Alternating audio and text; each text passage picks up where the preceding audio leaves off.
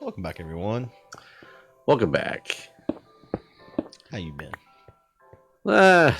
So I've told you about the. I've told you. Well, what happened was I told you about the saga with my wife's house in Baltimore, right? God, that's been a long time. I do remember. I don't know the details anymore. It's been too long. So, long story short, she's got a couple properties that she's had long before like we ever got together. One in Pittsburgh, Pennsylvania area, and one in Baltimore. She lived in both of them at some point in her life, and now has kept them because properties most of the time don't lose value. I mean, they can lose value, but how did she end up with these? So she bought the one in Baltimore when she was going to medical school. So she bought it and lived in it for many years while she was going to medical school. She bought the one in Pittsburgh, I think, when she was doing a residency because she did a residency in Pittsburgh.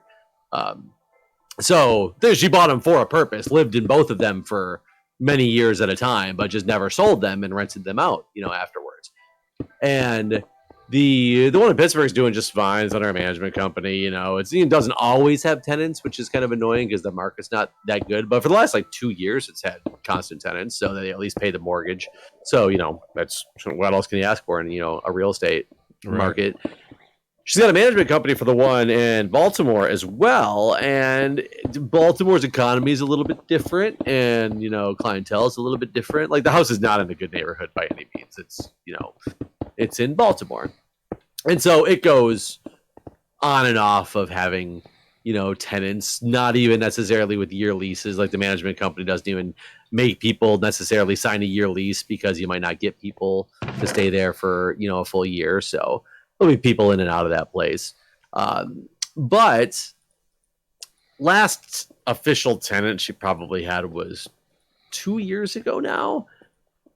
And in the meantime, when that tenant moved out, she was going to get some work done on it and convert the basement. It was a basement space into a bathroom and a bedroom. There was plumbing and stuff down there, but it was just an unfinished basement. So it was going to, let's refinish the basement or finish the basement and make it like a rental with more bedrooms and bathrooms. Mm-hmm. And the guy who runs the management company said, is also a general contractor and said that he could, take care of doing, some of that work. So he started doing some of that work downstairs in the basement. And then he would kind of just not do work for a while. And then he would be doing work again and then not do work for a while. Then it became this big thing. Well, at some point, there's creepers down here.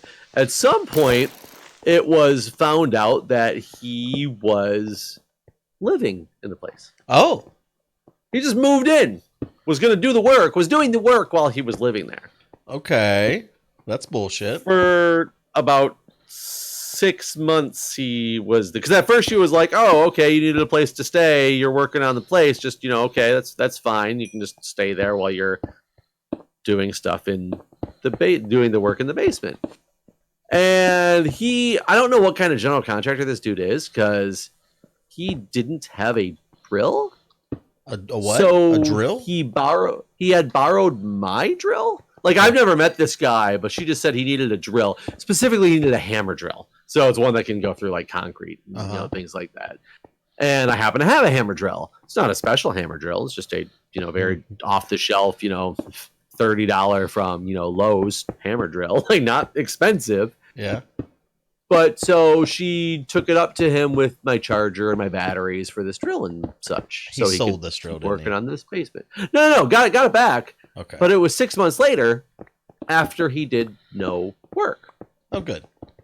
So since then, and that was after me bitching for a while about I need my shit back because the charger and the batteries are for all of the power tools. I have the same brand of Lowe's brand cheap power tools. I didn't have a battery charger anymore because he had the battery charger and all that stuff.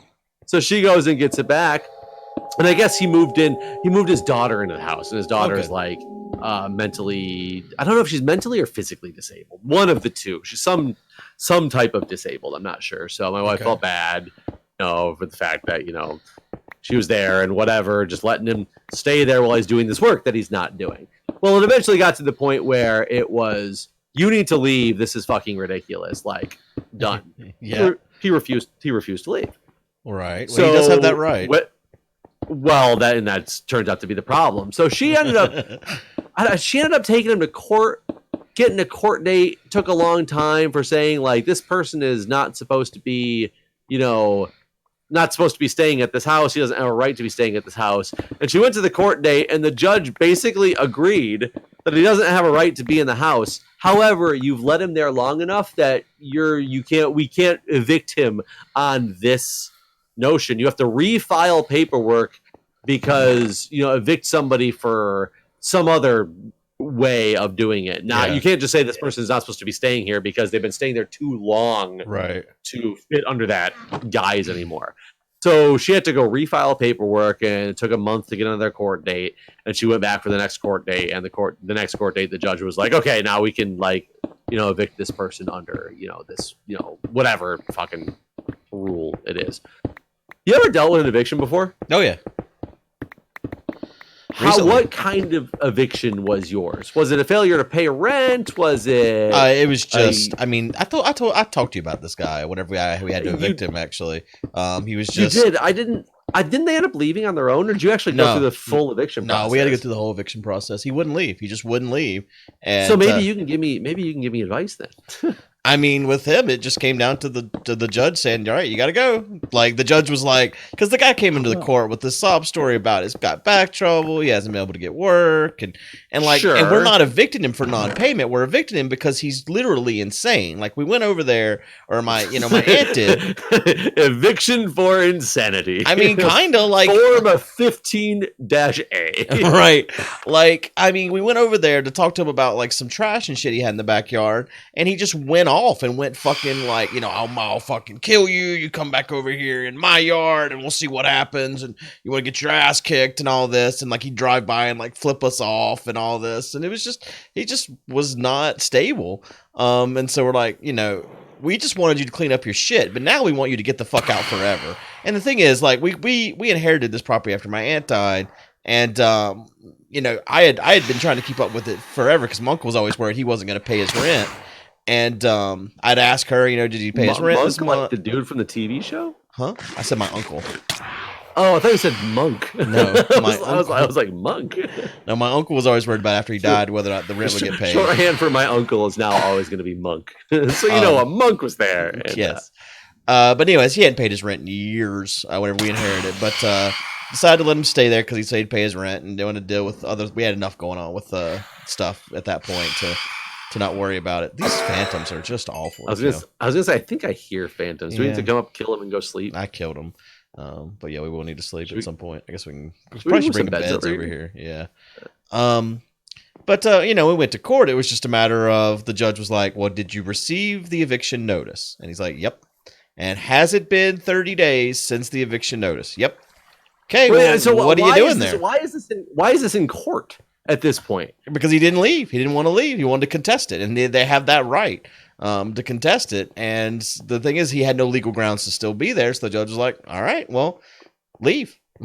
But isn't that what the judge had already said? Well, no, we hadn't gone before. We'd given an eviction notice, and then he didn't leave by that day, and he kept ripping him down. All this stuff. You just gave him an eviction notice based on your rental agreement, not based on a court. Right. No, the court had not evicted him. We had given him, a legal eviction notice, as required, and then he just failed to comply, and so we took him to court to force his compliance, basically. The basic court was just like, well, you've been served correctly, appropriately. You don't deny it. Now leave. And that was that. And he left. So how did said eviction go? I mean, what do you mean? It went poorly. He was an asshole. No. So after you got a court date, the judge says you must be evicted. What happened at that point? He left by the day the judge said. And basically just says if you're not gone by that day, legally, the owners can now deadbolt the door, which they will do. Any property in there, you have a certain amount of days to remove, but you're gonna have to work with the police department to get access to the building to remove it because it will be deadbolted. So it's in your best interest. Why is it even his? Why is it even his anymore? I don't know. I guess that's just how the law works. But yeah, See, fuck that. I think anything you fucking leave in a place after you've been evicted is now turns over to the property of the. Yeah, but that's the thing. After a certain amount of time, it does. So there is a time period you have to get that stuff. You don't have to just keep it as the landlord. You don't have to just keep this shit forever. And he was told that too. After this amount of time, if it hasn't been retrieved, it's now their property, and they can do it as they see.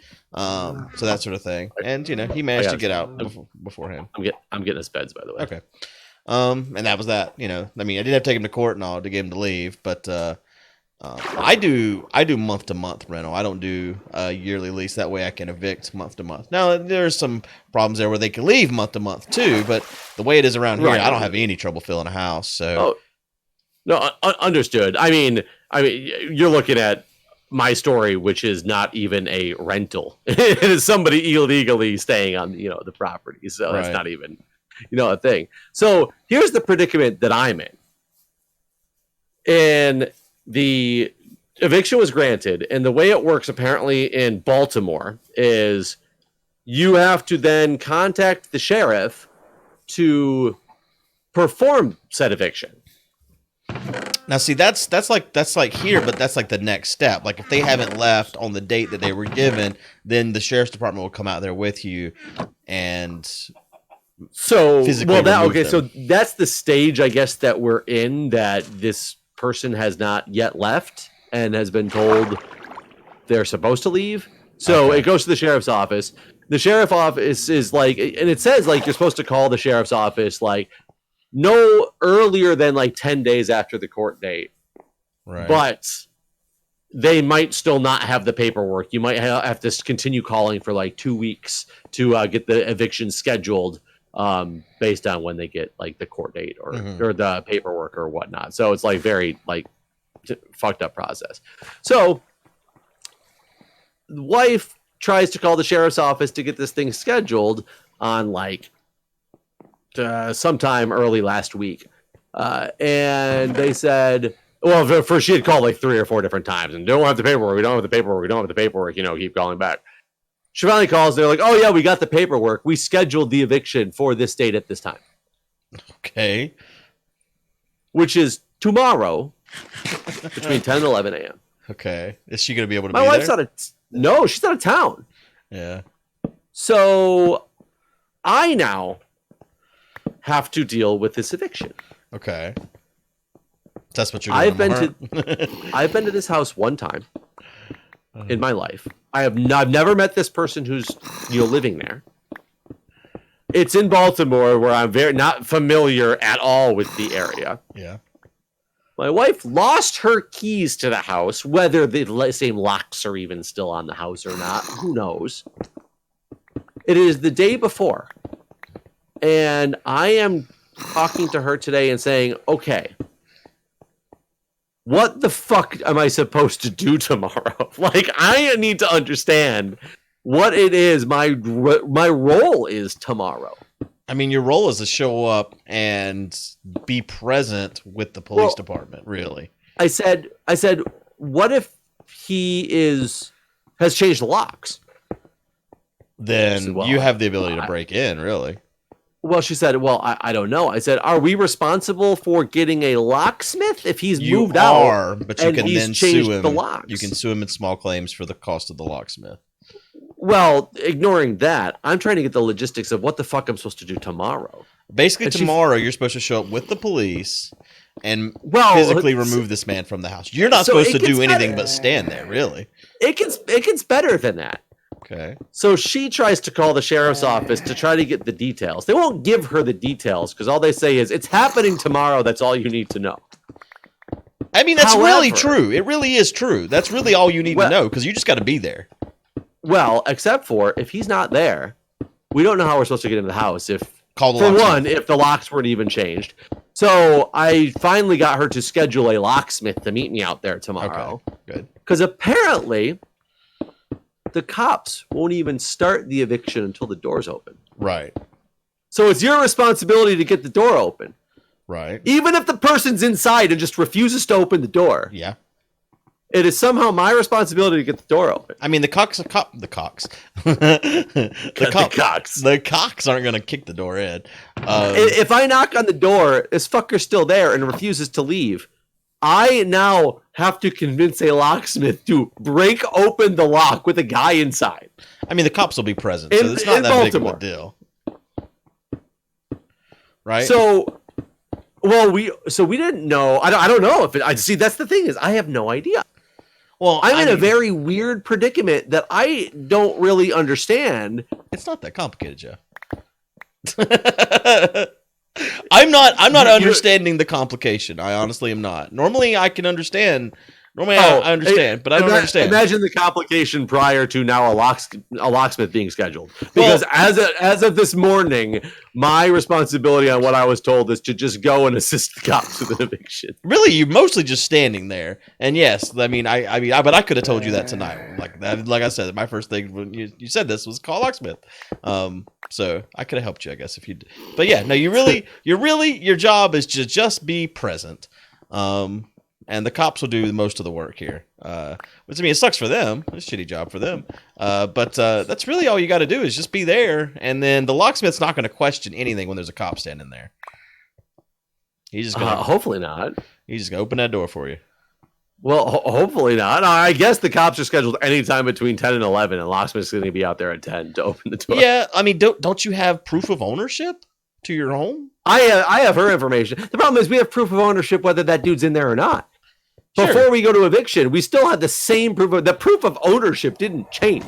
He doesn't. No, I mean for the he locksmith. Wasn't supposed to be living there. No. But he's got squatter rights. Oh, I'm not concerned with that part. I'm more. Well, concerned you said with, you were. That's why I'm responding. No, I'm more concerned with whether proof of ownership or not. Is a locksmith going to be willing to? Like, what if this guy is inside screaming and yelling like, "Come in and I will kill you"? Well, then wait for the whatever. Then wait for the police to get there. Well, clearly we will wait for the police to get there if that's the case. Well, there you go. This is not a big deal, Jeff. This is simple. Okay. We will find out the aftermath of this. I mean, I think you're making a bigger deal out of this than it have to be.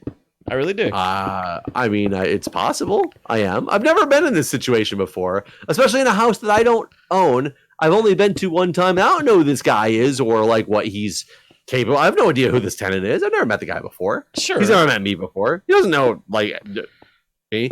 So I also had her. Did he show up to court? Text him.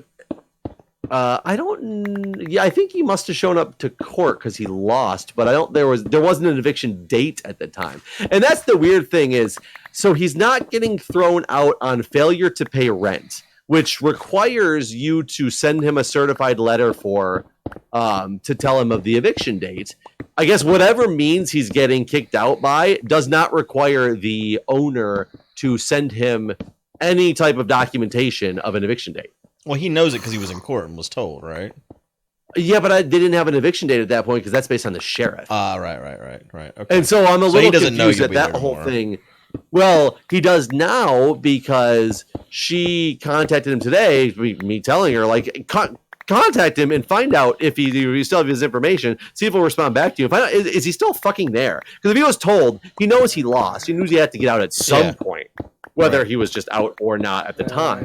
And I guess he responded back and said, he still doesn't have a place to stay, so he's slowly working on getting out of there, but he doesn't know when he'll be out yet. To which she said, you know the eviction's scheduled for tomorrow at 10. And his response was, well, I won't be out by then. I was never told about this eviction. Well, he was, though. He was told that he would be evicted. He was definitely told about an eviction, just not a date of eviction, apparently, according to him. Though with whatever it is that, like, whatever guise that he's getting evicted under, it is apparently the sheriff's responsibility to, serve information. So, though the sheriff's department appears to be very unhelpful, she called them like 3 times today, and they basically refused to give her any information except for saying it's happening tomorrow. And when after like she finally got a hold of him and him saying that, nobody's ever told me I'm being evicted tomorrow, like I'm not going to be out then, she called him at like 3:55 today to say, like, is there some special circumstance for like this? They apparently refused to answer any questions because they were about to close and to call back in the morning. Wow. I mean, to be fair, a lot of times in those cases, there's not a lot of questions they can answer. They'll probably tell you to seek legal advice. Well, I guess the question would be, because my biggest concern and fear is I'm going to be not going to work in order to go do this and have it show up and have the sheriff be like, oh, you didn't serve him the papers you were supposed to serve him, or there's some like weird information. Did y'all that not we get an didn't attorney know. or anything? Did you not talk to an attorney at all? She has not dealt with an attorney. She dealt Okay. with this all. Okay. I mean, it's all through the court though. It's just not through an attorney. Yeah, but well, the judge can't give you legal advice. What? That's Did not that really their just come out of your job. mouth? The judge's job is not to advise you legally. No, the judge's job is to make the judgment on said legal issue. Yeah. So what I'm saying is, if there was something you were supposed to do, then it's not the judge's responsibility to tell you all the steps you need to take, I guess. So it's and I guess my concern is it was also not my responsibility, like it was my wife's responsibility, and it's turned into my responsibility because she's not around for it. We need to be prepared to change the locks. That's one thing you do need to be prepared to. I do have new locks. I have 2 sets of new locks for the front and the back door. Okay. At the ready to get installed, which is basically my whole plan tomorrow was going there, hoping the house is already empty, somehow making entry now that the lock's been. And I had complained about this last week when she was, going out, and it turned out like, I'm going to be out of town. Are you going to be able to do this? And my concern was, what if I can't get in this house? And it was just like, well, I'm sure these are the keys that are going to open it up. And it turns out, clearly not the keys, because the keys that she gave me are actually the keys to our current house locks. Good. So I know that those aren't the keys. A little bit of me feels like Julia's kind of dropped the ball here on this, to be honest. Trust me, there's no question in my mind that is the case. Like, part of my frustration is that she's dropped the ball on this a lot. But but the other part of my frustration is I'm like, it's weird because I'm just scared because I don't understand. If I'm more concerned that there's something that didn't get done that's going to stop this from happening tomorrow, or I'm going to put myself somehow in harm's way because we really don't have a recourse to be somewhere that we're going to be, and I'm going to have a locksmith opening the door. You do though. You 100% do. You're the owner of the property. Eviction notice has been served. The sheriff's department is coming to do the final. We don't know an eviction notice has been served. Well, he went to. We know he's been told by the judge that he's being evicted. Yes, that's all it takes. Once that happens, really, like how it was here, the way it worked here, it sounds like it's different in Baltimore. But at any point, we could then, go to the sheriff's department and bring them out there at our discretion. At any point, it could have been that afternoon, or it could have been in a week, and physically remove him from the property because he was officially evicted. Oh, so I guess, I get. Well, I would say I guess that makes sense, except for officially it does say if it's eviction under failure to pay, they do have to have a 14-day advance notice of the date of eviction. Right. Well, I think in our state it was actually 30-day. But that part had already happened before you're at the sheriff's department part. If you're at the point where they have to have a date, like 14 days beforehand. It has to be on this date you will be evicted. See, the word, which I don't understand why. I think once the judge tells you should be evicted, it should like instantaneously be basically like you should have like a 48-hour turnaround at that point. Well, technically you've been evicted the moment you receive a letter from the tenant saying you have been evicted. I'm just telling you what the information I read says about. Right, but I think what I'm saying is I think you're misusing the word evicted, because you're talking about like a physical removal versus like, evicted. You've been told to, once you've been told to leave, you've been evicted is what I'm saying. Hold on. I don't think you're, I will send you the information I was reading today. Like, what's the definition of evicted? Well, of course, this is not the same. I typed in the exact same thing in Google, and it does not take me to the same, website I was reading earlier today. Here it is. God damn it! Stupid Google. Fucking stupid Google. Well, I typed in evicted, and I was going to click it with my fucking finger, and then it decided to bring up some. Oh no, wait! I'm sorry. It was Apple News. Apple News about some woman that was evicted. I don't want that. I just want to fucking look at the definition of evicted. So I sent you the link in Discord. And granted, this one is about the failure to pay, which is not what this is under. So there's some steps in there we have to skip. But this is what I originally read and got really concerned. Because when you get down to step 4 is where I got really concerned and started texting Julia again this afternoon and being like, whoa, did you ever serve him this certified letter that you have to give him? As she said, no, like this particular type of eviction doesn't require that. Okay, so yeah, I did look it up. Eviction is the word. So I think I was wrong in this case. Eviction is whenever you've been told you have to leave. Evicted is when you're physically removed. Okay, I mean, yeah, it didn't really matter. This was a like semantics type of thing. Yeah, but I felt like you were confusing the two. I guess is what I was concerned with. But anyways, it doesn't matter. The point is everything's gonna be fine, Jeff. They're gonna go. They're gonna tomorrow. But did you read the thing? I can't click over there. Right. Well, okay. What it says in step 4, and this is after step 1 is filing the failure to pay rent. Step 2 is a trial date, and this is all specifically for Baltimore. Step 3 is the warrants of restitution, which I have the paperwork for the warrant of restitution. And step 4 is scheduling the eviction and the eviction date. It says after you file the warrant, awaiting a couple days, you can call the Baltimore Sheriff's Office to schedule eviction. The best time to call is in the morning. You may need to call several times before they have the paperwork. Once you can get the eviction scheduled, you will need to send the official notice of eviction paperwork to the resident via certified mail at least 14 days before the scheduled eviction date, as well as posting it on their front door at least 14 days before the eviction date. See, I know here that was all done well before we went to court. Because you give notice of eviction before ever taking them to court. This is specifically has to be done after you have the court approval for eviction. I guess Baltimore has laws where you can't just evict it at any will. Like here, you don't need a reason to evict someone. You can evict someone just because you don't like the way they look. Oh God, we have such renter. Granted, it's Maryland. I know Maryland does too. DC's got even crazier ones, but such tenant friendly. Right. Now, there's none of that shit here. If we want you out, you got to leave, and that's just it. Like the whole story. Go away. We said so. The end. Were you told to go away? Yes. Done. Now leave. But you're going to be fine. It's going to be simple. I just hate being in these type of situations where I'm not like prepared for. It's not even like my. Well, really, this should be Julia dealing with this. This is kind of bullshit that you're getting dealt with it, but I guess that's what you get when you get married. Sometimes you have to take care of your spouse's shit. Well, but, yeah, I do feel like she's been unorganized in a way that's made this more difficult. Like you don't have keys to your own fucking property. That's just no. Apparently, she just lost those this week.